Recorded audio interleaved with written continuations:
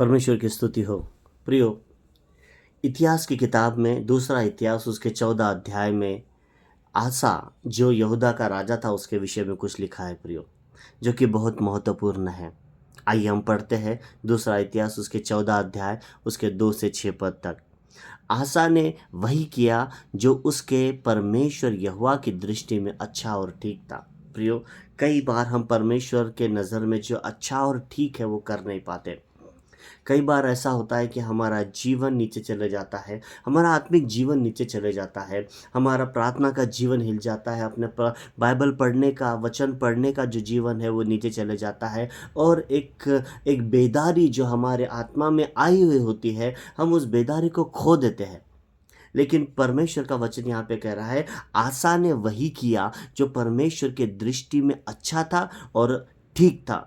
पहली बात, हम वही करें जो परमेश्वर के नज़र में अच्छा है और जो ठीक है। दूसरा, तीसरे वचन में लिखा है, उसने पराई वेदियों को और ऊंचे स्थानों को दूर किया और लाठों को तुड़वा डाला और अशेर नामक मूर्तों को तोड़ डाला। सबसे पहले प्रियो, हमारे बंधन, हमारे प्राणों में जो बंधन है उसे हमें तोड़ना ज़रूरी है।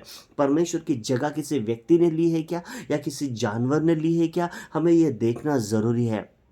प्रियो, कई बार हम अपनी प्रायोरिटी जब पूछते हैं, कोई हमें प्रायोरिटी पूछते हैं कि आपकी प्रायोरिटी क्या है आत्मिक जगत में, तो हम कहते हैं कि प्रार्थना करना। लेकिन उसके अलावा भी एक प्रायोरिटी है, देखना कि हमारे जीवन पर कौन राज्य कर रहा है, क्या राज्य कर रहा है। ये देखकर अगर वो परमेश्वर नहीं है, अगर हमारे जीवन में परमेश्वर के अलावा कोई दूसरी बात राज कर रही है, उसे तुरंत बाहर निकाल के फेंक दे, तुरंत बाहर निकाल के फेंक दे। यहाँ पर आसा ने वही किया, पराई वेदी को और ऊंचे स्थानों को तोड़ डाला, दूर कर दिया उसने। यदि आपके जीवन में परमेश्वर का स्थान किसी और बातों ने लिया है, तो आज के आज इसी समय में उस स्थान को परमेश्वर के हाथों में सौंप दे, और जिस बातों ने उस स्थान को लिया है उसको इसी समय निकाल के बाहर फेंक दे।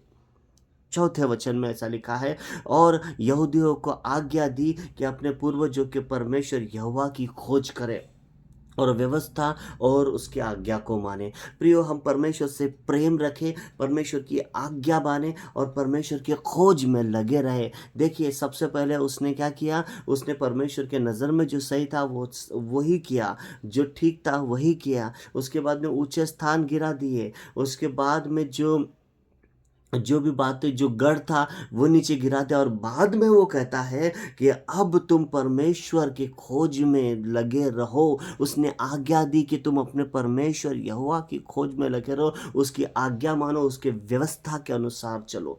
कई बार हम परमेश्वर की खोज में नहीं रहते हैं, कई बार हम परमेश्वर की खोज करना बंद कर देते हैं, उसकी आज्ञा में चलना बंद कर देते हैं, उसकी इच्छा पे चलना बंद कर देते हैं, उससे प्रेम करना बंद करते हैं। इसलिए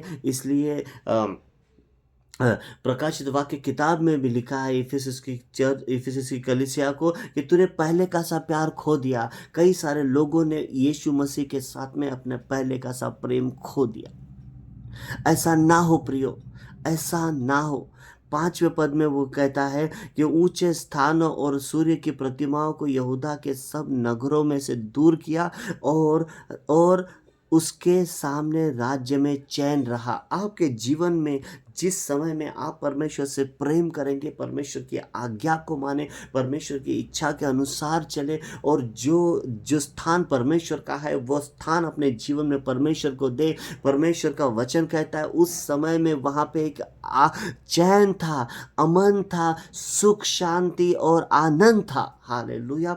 जिस समय आप आपके जीवन में परमेश्वर के स्थान को आप परमेश्वर को देंगे, उस समय में आप आपके जीवन में परमेश्वर की शांति और परमेश्वर के आनंद को प्राप्त करोगे।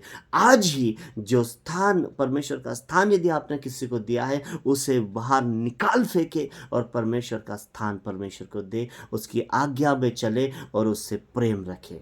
परमेश्वर इन वचनों के द्वारा आपको आशीष दे। God bless you.